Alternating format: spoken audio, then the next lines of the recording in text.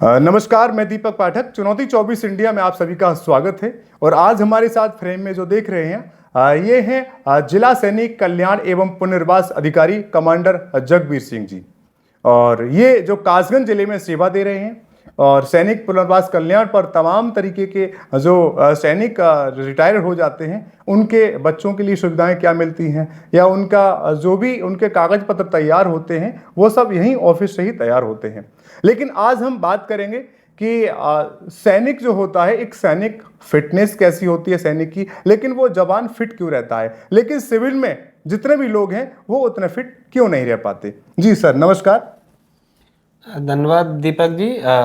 इस बहुत ही अच्छा टॉपिक आपने लिया है। जी अगर जवान जो सेना में हैं और बाहर हैं, दोनों में विशेष अंतर ये है कि एक दिनचर्या जो है, एक तो दिनचर्या और खान पान, दो चीज़ें हैं कि दिनचर्या कैसी है और खान पान कैसा है।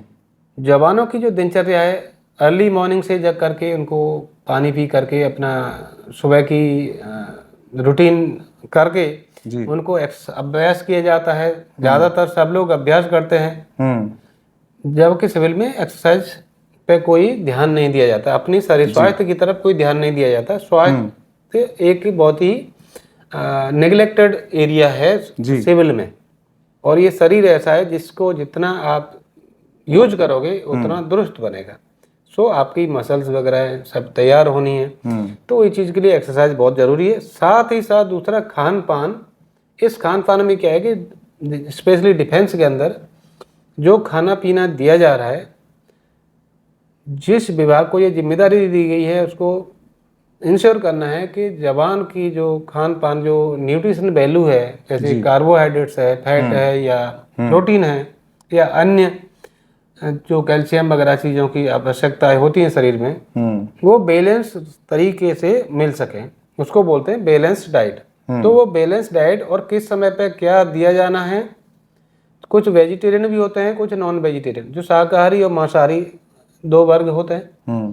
तो जो शाकाहारी है उनकी न्यूट्रिशन कैसे पूरी की जाए और जो मांसाहारी है कैसे न्यूट्रिशन पूरी की जाए, उसका विशेष ध्यान रखा जाता है। तो इसीलिए जो कितनी कैलोरी बर्न हो उनकी हो रही है, क्या फैट बर्न हो रही है, प्रोटीन का कितना विशेष आवश्यकता है शरीर में, वो वहाँ पे उनके खान पान से पूरा होता है।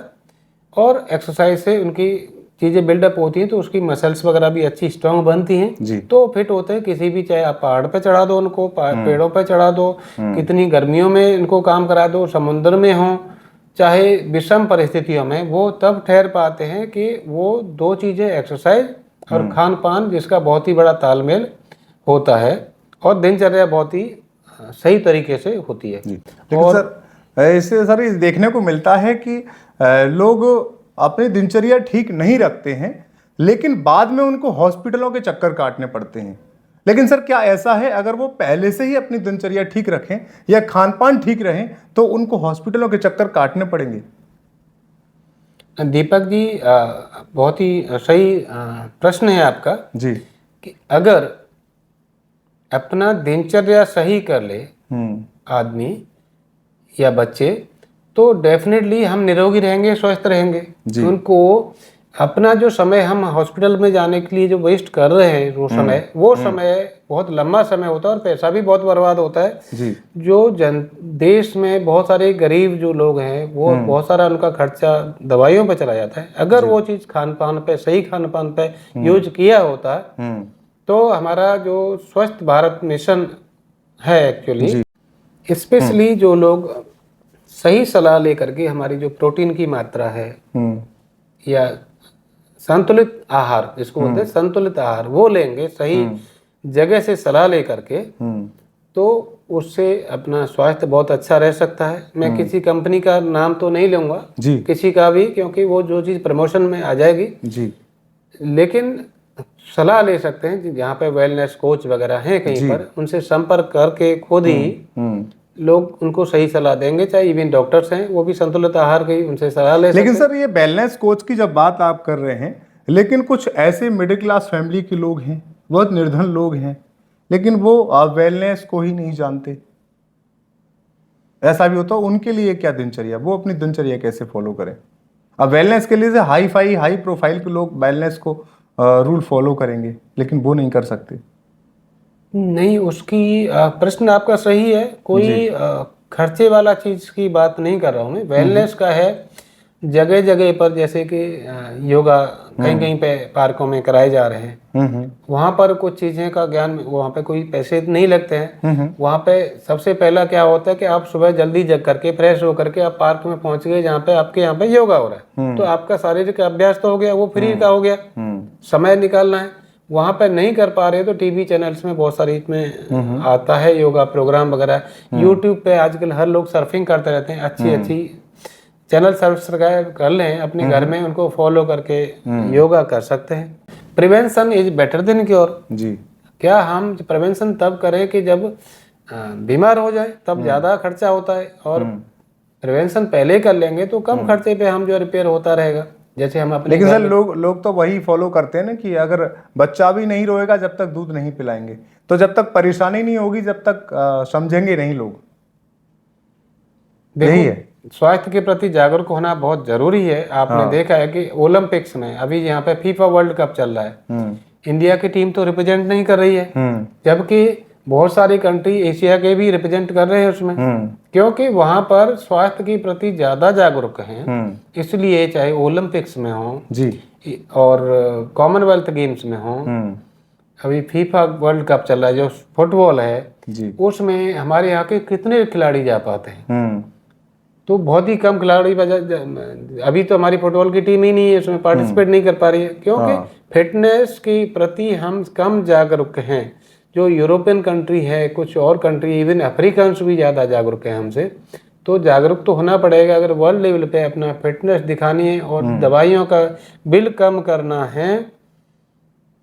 जो सीरियस केसेज आ जाते हैं, अभी बच्चों में भी हार्ट अटैक जैसी समस्या आने लगी है, जबकि और उनके बीपी हाई, शुगर बहुत हाई हो चुकी है। ऐसा थोड़ा इंटरेस्टिंग एक क्वेश्चन है मेरा, एक जैसे मैं पूछना चाहता हूँ, मेरा सवाल है कि जवान जो होते हैं और सिविल में जितने भी लोग हैं, तो उनमें लगभग कितना % अंतर होता है फिटनेस में?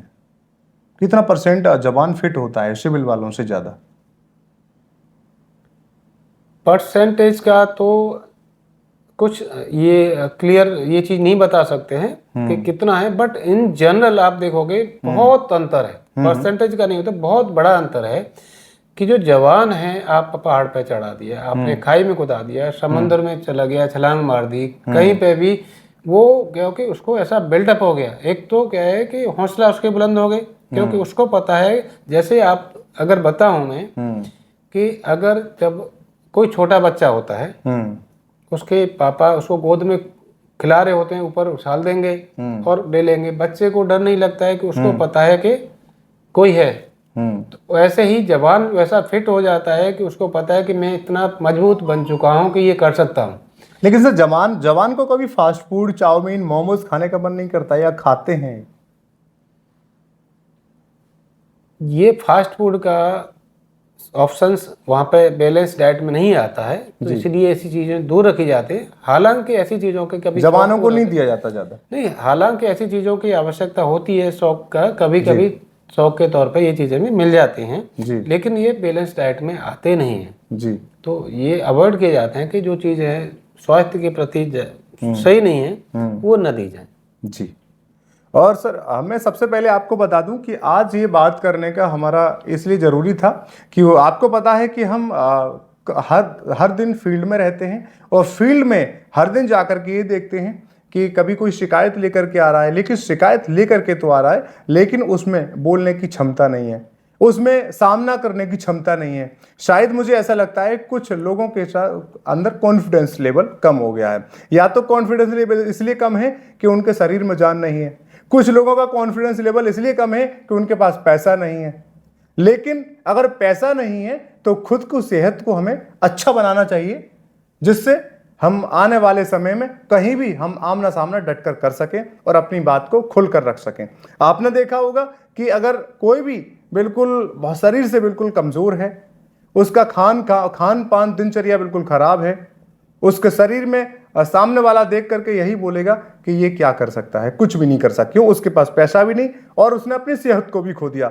लेकिन हमारा ये इंटरव्यू करने का सबसे बड़ा उद्देश्य यही है कि आप जितने भी लोग हैं फील्ड में, चाहे वो खेत में काम कर रहे हैं, चाहे किसी ऑफिस में है, चाहे किसी कंपनी में, किसी दफ्तर में है, कि सर भी हमारे साथ बैठे हैं, ये फौज से रिटायर्ड हैं और रिटायर्ड होने के बाद यहाँ पर ये ज्वाइन किए हुए हैं जनपद कासगंज, जिला सैनिक कल्याण पुनर्वास अधिकारी हैं, यहाँ पर जॉब कर रहे हैं। लेकिन उसके बाद भी ये लोगों को इतना फिट रखने के लिए तत्पर रहते हैं। हमेशा संडे ऑन साइकिलिंग का प्रोग्राम आपने देखा होगा, ये करते रहते हैं। तो हम उम्मीद करते हैं कि सब लोग सर की बातों को फॉलो करेंगे। लेकिन सर, कुछ आखिरी संदेश कुछ देना चाहते हैं युवाओं के लिए, और जो काफ़ी लोग हैं जो परेशान रहते हैं, खान पान बेकार कर दिया उनके लिए?